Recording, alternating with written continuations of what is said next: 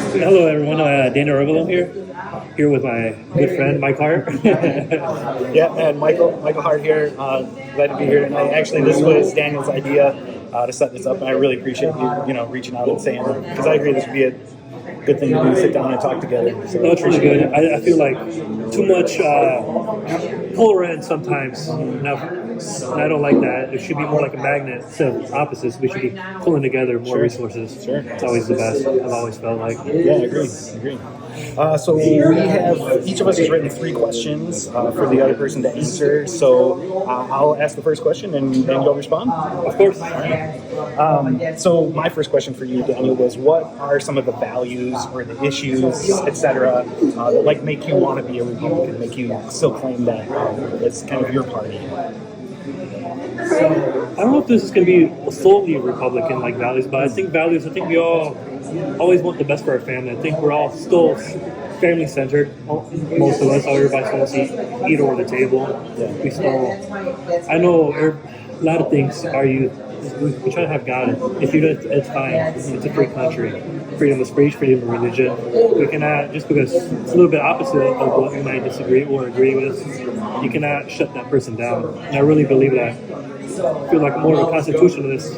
Constitutionalist? Oh, nice.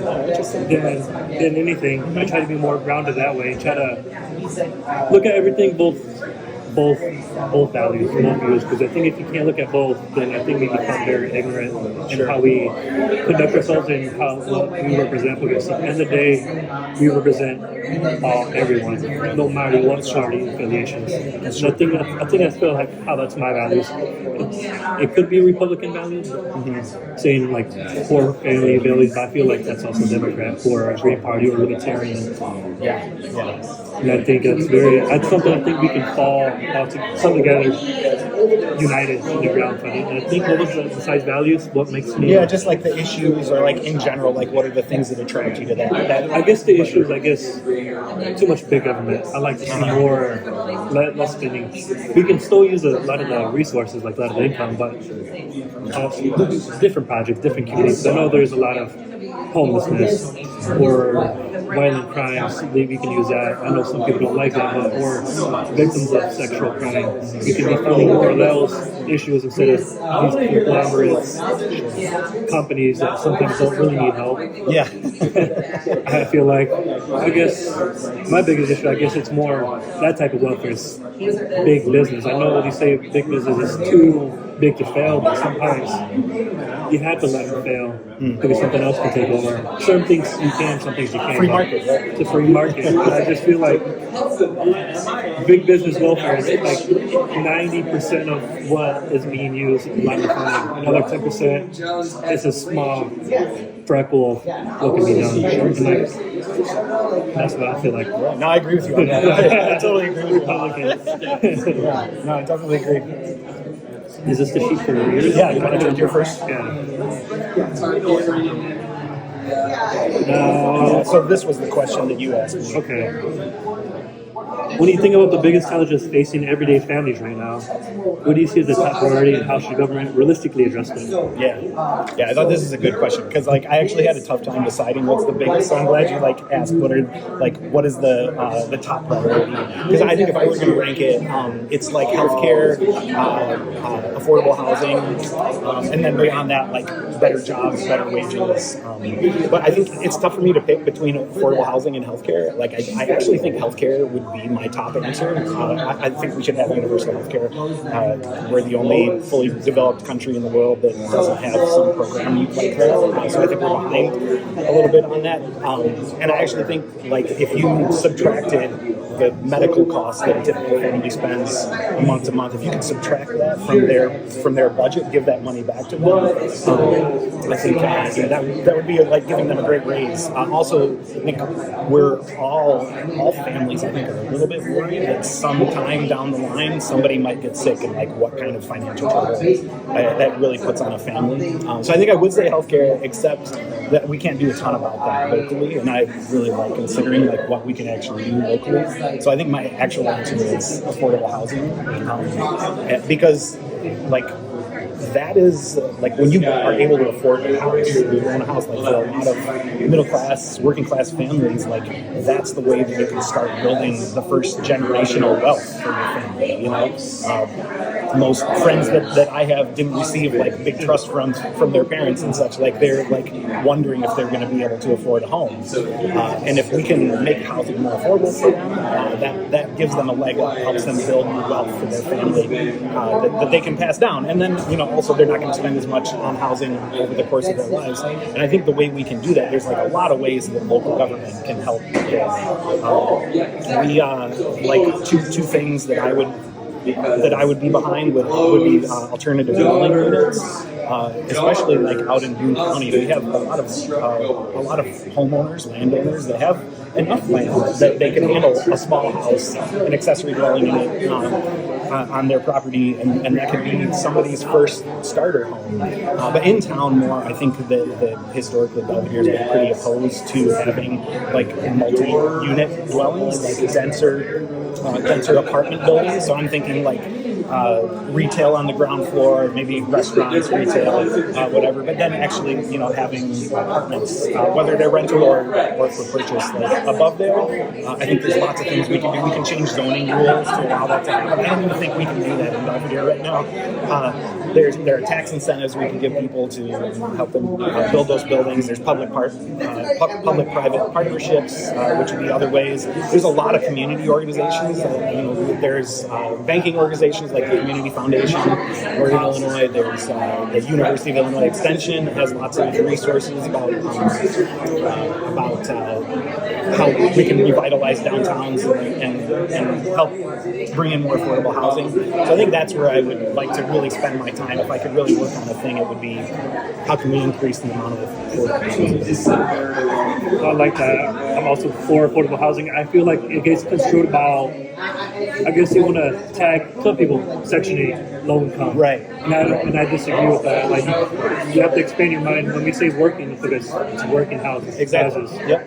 You want everybody to afford housing. Yeah. It's not always affordable in the city. Yeah. $250,000, $500,000. Where here you could be maybe 100,000, 150. Yeah.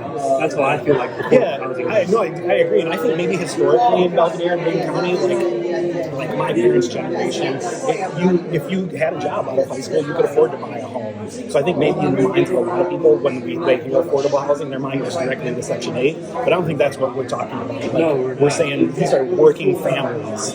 Not that I'm against it, but right, yeah. But I just want people. I just always feel like they construe that affordable means crime. Like no, it's not mean crime. Yeah. It just means actual affordable housing. Not everybody can afford. Yeah. A house. Sadly, a lot of people rent. Right. Yep. No, so I agree totally on that. That would be awesome thing to work on here. All right, you ready for your next one? I'm ready for the next one. All right, so your next question was, is there any action, I feel like I wrote this question before the war with Iran broke out, but is there any action that's being taken by the Trump administration today that like you disagree with? Because I feel like a lot of Republicans that I know around here like are unwilling to say, like, I'm a Republican, but I don't like this. I feel a lot of people are afraid of the backlash, the party lines, and I feel like no. But what I disagree with is the stance has been in the global stage. We cannot keep on saying. I don't want to say bully, but we can't just keep on dropping tariffs if you don't get a certain way. I feel like the unity we used to have globally is getting diminished.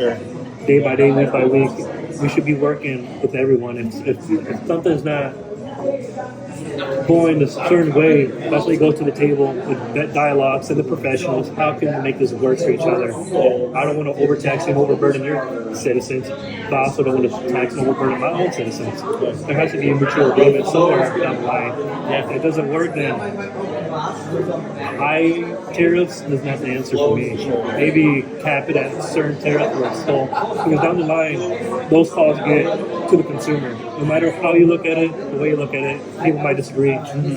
Consumer, at the end of the day, because no business is going to take loss. Consumer pays for it at the end of the day, no matter how you look at it. And that's one thing I feel like I want to disagree with. And maybe other things, just stances of our president is not collaborating more with other countries. I just don't. I just kind of disagree with that. We should be unified.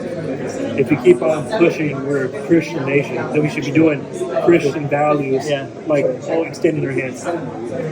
Let me uplift you, not degrade you more. Yeah. And that's maybe, hopefully, people will take it the wrong way, but that's how I feel. Sure. No, that reminds me of like the cuts to USA. Like I felt like that was such a huge loss for our allies, and not just our allies, but people we help all around the world. So yeah, you think like in general, like our foreign policy, or Foreign policy, yes. Internally, there's not really been much internally. There's some more everything I keep on saying is more externally foreign. Like I disagree with that. We should be collaborating more and more. Up to a certain extent. If you disagree with another nation, then you might be down the line with something else. Yeah.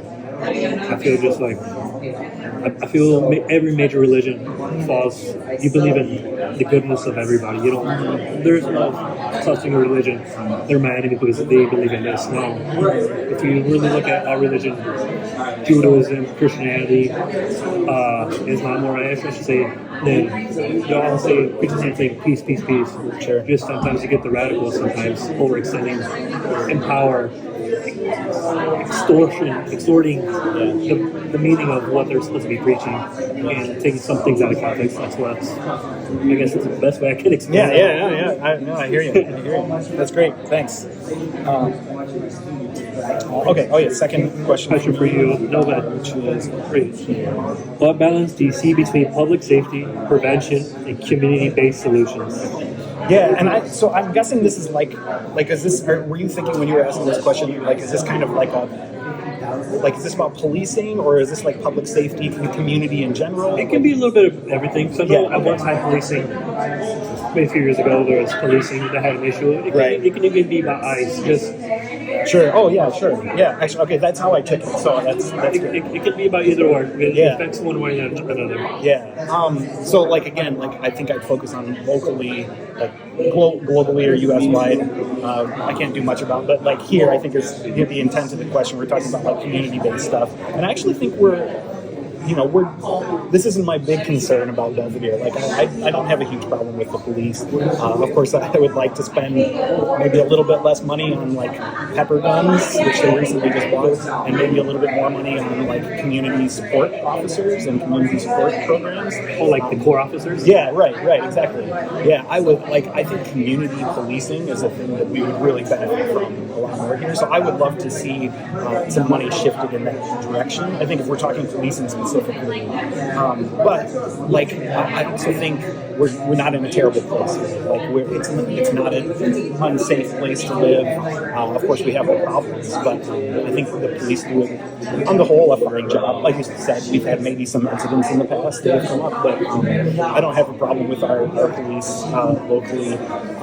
And as far as like outside of police, like community safety, community organizations, I also think like we're super blessed to have what we have here as far as community organizations. When it comes to like emergency response, I guess this is a community organization, but we do have fire, police. We have a lot of, and like the health department. Like there are a lot of resources around us that help in emergency situations. Hunger, even if it's like the food pantries that we have. We've got Empower, we've got the B1 food pantry. We've got several food pantries. It's still a problem, and I would like to address some of those core things. But I love that we have those organizations here. What's another one? Family support services. I know you've worked with RSAC, right? Yes. We've got some great organizations here to help families when they're struggling through some of those most difficult issues that families go through.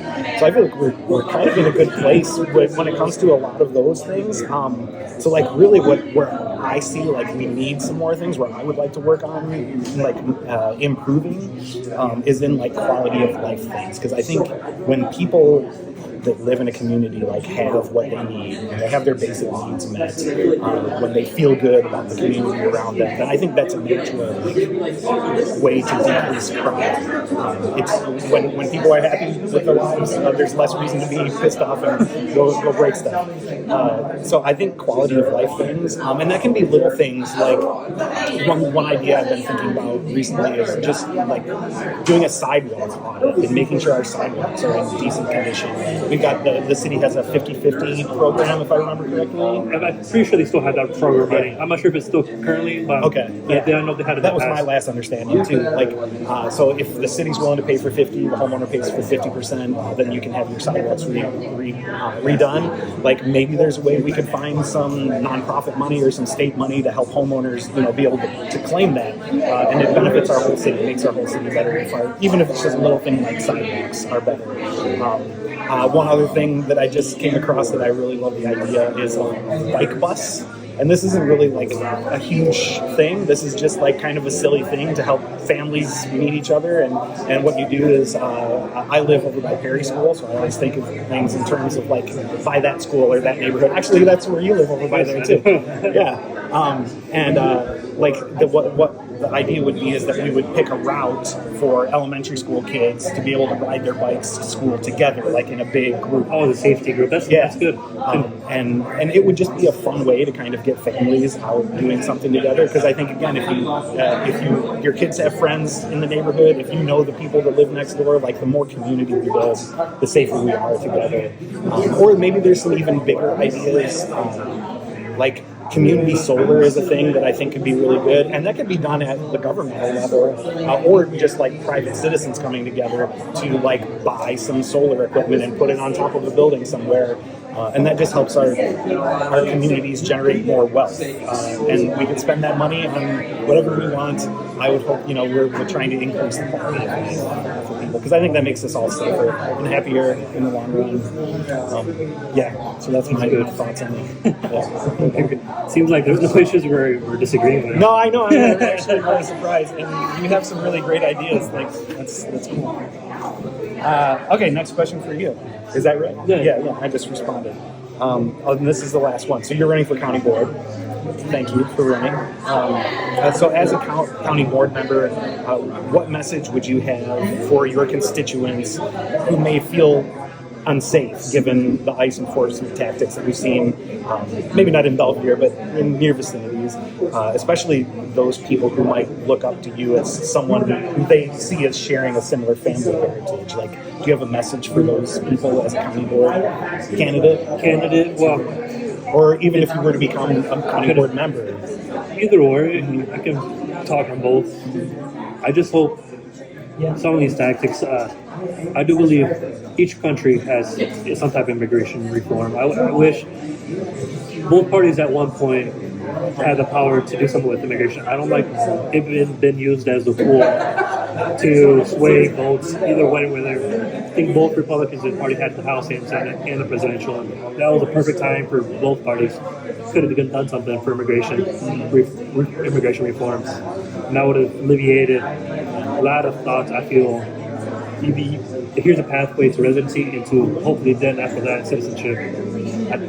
I know there's a lot of people that say they don't pay taxpayers. That's kind of untrue, because no matter what you buy, you're paying taxes, and there's no way to recover. If you say, they're paying Social Security, there's no way for you to recoup that because you don't have a Social Security. So saying you're getting things for free is kind of baseless and false.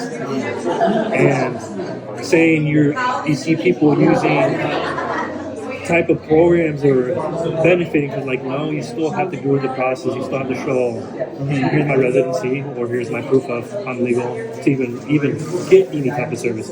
There is some type of service they don't ask that, maybe like the food pantries for those hungry. I feel like we should never turn away anybody who are hungry. But other systems, I guess you're showing some proof of you have something like while you're here. But going like they shouldn't have fear. I hope they don't ever. Some of the tactics I don't like. Tactics should be. People should be well trained in how they conduct themselves as an ICE officer. You should be very polite, because if you escalate and you're escalating their emotions, and you don't know how people react. Some people are skittish, you know, like you should be de-escalating. That's what the first thing is taught in police enforcement. You don't go to level 5, if I remember, which is you take out your gun or weapon, you de-escalate, you go back to level 1 dialogue, and you rushing, attacking somebody, breaking arms and pushing you on the ground. If you didn't do anything, I just really disagree with that. Then I really hope people are not scared and just keep on fighting faith and things will get better. Now, there's a few bad apples, but there's been seeing more bad apples, but there's a lot of still good officers out there. And then police guys. I really hope things change in faster citizenship. No, agreed. Actually, you mentioned immigration reform. Do you remember the bipartisan immigration reform package that happened like under Biden? Like, do you remember the details of it all? Or did you like it? Or, I'm just curious. I fairly remember it. But I liked that, and like it was. I think a lot of Democrats thought it would have liked it to be more on their side. I also think at this point would love to have been able to take that package because I agree we need that reform, a real reform. We really do, and no more political pawns with either party playing with the citizens. Yeah, we're playing with people, right? And we cannot do that. Like, get rid of actual true criminals. You might say, you said you stepped over the border, you're a criminal. When I say criminal, you committed a crime. Did you assault somebody? Did you rob somebody? Are you a game banger? Any of those type of types who committed a felony type, then of course, get rid of them because it's going to be a burden on the prison system. I just hope we can finally come as a nation back to one nation again, back in the 60s, 70s. We were able to disagree and agree at the same time, but civically and politely. But you could see people in the 70s, 80s, politics, argue on the floor, but after that, you saw them shaking hands. Hey, like, I might disagree with this on this topic, but we're still friends. And I wish we can go back to that true root of politics. No, here. I agree. Okay. Last one, right? Should be. Yeah, last one for me. How do you think we can move away from blaming the other party when things go wrong, and instead of more self-reflection about what we should do better? Yeah. No, this is a very Daniel Arevalo question. I feel like we talk about this all the time. Well, not all, because we don't get to talk very often, but I feel like we often, when we are together, talk about this. I think I'll answer this one a tiny bit differently given our current context, because I do think that sometimes there is clear blame and there is a need to hold leaders accountable. And I think there's a lot of that happening right now. Like, for instance, I don't know, we just started a war with Iran. I don't know what Democrats should be doing, looking into themselves right now, saying, what could we have done differently? There's one clear aggressor. And I think that, it's important to hold leaders accountable for their action. So, apart from that, because you're not talking, I think you're talking about, what, in general. Each party always blames if someone goes wrong, they blame the other party. And I see this a lot during campaigns, right? Because I think that's when the rhetoric is hot, because you've got to win, otherwise you can't govern. But I think we could change campaign rhetoric, attack campaigns, not a great idea. I think if we had more issue-focused campaigns, because that's, I think, where we can really hear where people are coming from. Just like this, if you're sitting down and you're saying, this is my side of this argument, and I'm sitting down and saying, this is my side of the argument, that's it's not an emotional battle, then it's a real conversation. I think another thing is there are silly things like social media sharing. I think it's really easy to share a snarky meme that represents your side and is maybe a little snarky because it's kind of funny and your friends like it, but what that can do sometimes is put up walls between us, and it keeps if there is any conversation, it keeps it very surface, and we need to be having deeper conversations so that we can understand each other. This is kind of part of my opinion. Yeah, and like even just, I think you were just talking about this a second ago. Like even when we disagree with each other, like how do we handle it? Like, do I just get mad and like yell at you and call you a bunch of names, like we're 8-year-olds, or like do we stay focused on the issues and say like, no, this is what I really care about. This is what I really care about, and like try to find compromise. So I think, just like you were saying a minute ago, like even if we disagree, we've got to figure out a way to come to some solution, so we can go home and still live as neighbors. I agree, but sometimes I feel if you offend somebody, it's a human reaction to put up a wall. You're defensive already. And no matter what they say, you kind of tune them out, which is, I disagree. You should still be hearing the other person with a calm mind and still be civil. You did say comment earlier, holding our leaders. I give props to South Korea. They just held their ex-president accountable, and now he's going to jail. Like, I really do believe we should hold anybody in power up to a higher standard. Sure. Because if I just committed something, I don't have the authority to say, you know what, he's fine. Just keep on doing it. What do you call that? Immunity. I don't have immunity. You don't have immunity. If you commit a crime, they should be. Because to me, it takes precedent. The next person that comes in, well, I can get away with it if they've done it. No, she'll give precedence. Okay, if you really did commit a crime, you're going to jail or going to prison. No, I totally agree with that. Yeah, And then I feel like that'll be a deterrent, hopefully in the future, for any other person that does it. I know some things at the time you don't think you're committing anything, but if you knowingly committed something fraudulent or something bad, then you're held to a higher standard because you're leading the nation or leading a higher Congress or the Senate, even local level. Like you're holding higher positions. No, I think this brings to mind Adam Kinzinger. I think has an organization that's called, or maybe he just uses the phrase a lot, "country over party," and I think that's a thing that can really benefit us right now, because I think a lot of the reasons leaders get away with stuff like that is because we protect them because they're part of our party. But we should care more about like how it affects our neighbors, how it affects families, how it affects working people. We should care about that more than protecting our own people. Is that all I was going to say about that one? I feel like maybe there was a little more. This, I think, what we're doing tonight, and thank you again for like reaching out and saying we should do this, because I think this is the type of thing that keeps us from just defending our own side, like when you actually have to sit down with somebody and have a conversation. So I think locally we can really work on like not just blaming the other side, but like taking a look at our own place, because we've got to sit down and talk with each other. So I think this is like maybe the best way that we can combat that. And hopefully this shows that everybody an example how to conduct themselves in the future. Sit with the next person that you might disagree with. Just sit down and talk to them in a civil conversation. Don't overtalk them. Don't, because I know some people's ego can come to it and overshadow. They start talking over you and try to throw random questions to confuse you. Right. Just keep on following the same topic instead of trying to use tactics. Well, let me evade this question. Or let's try to, if there's a topic that it's kind of iffy, then at this time maybe not respond, but let's not be disrespectful. Right. Yeah. Or saying I don't know right now. Like I don't have all the information, but I'll go figure it out. Like that's like anathema to some of our, most of our leaders.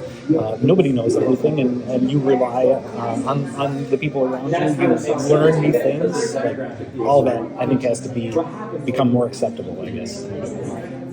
I wish in the future parties will, instead of putting people in cabinets in your own party, I wish we start putting people, the correct person, if they're an expert really in that field. Their party shouldn't matter at that point. You're the expert. If you're the leading expert, I'm appointing you to that position because you're the leading expert. Yeah, absolutely. If the other person, if I was the leading expert, then have them too as maybe beneath them. I feel like we should just stop doing always party line, fill in those slots and just saying who's the best candidate, who can push this forward. Totally agree. Yeah, that's all I have for that one. Very simple. Nice, we made it through our 3 questions. And we're still here. I don't know. That's all I have to say. Any final words from you? No, I just hope the younger generation don't let anybody tell you that you're too young to run for anything. Older people not know all the questions or know all the everything answers. or the answers. I feel if you feel you're up to the task, do it. We're always learning. I feel we get stuck in our egos saying, "Oh, I already know it." That's a lie. It's just always keep on furthering your education. At the moment, you might think you're correct, but later down the line, with more information, you might change your ideas. But I really do hope more youth are involved in running for any kind of politics or positions, because I feel it'll be a good balance between people are older who give you a little bit of advice how they've done it, and the youth. You cannot dissuade them, say like, "Oh, you don't know anything." No, because they have different ideas. Bring in their new ideas. Like it can be calm together and to hopefully blossom to something better. Yeah. So that's the only message I can give to everyone. No, I couldn't say it better. That's it. The young people, they got to run for stuff. But actually, I would be willing to help you run for stuff. I'm sure Daniel would too. Like, we need you to run for things. I couldn't say it better. Any hurdles you might have, I try to bulldoze myself during different things, different obstacles. So I can try to guide you better what to do. How do you even start to run? Where do you even go? At least I'm able to guide you easier instead of me figuring everything myself. I'm able to at least have a leg up. Like, oh, this is what I can do now. Yeah. Great. Well, thanks again for setting this up. Appreciate it. Well, thanks. All right, I think we're good.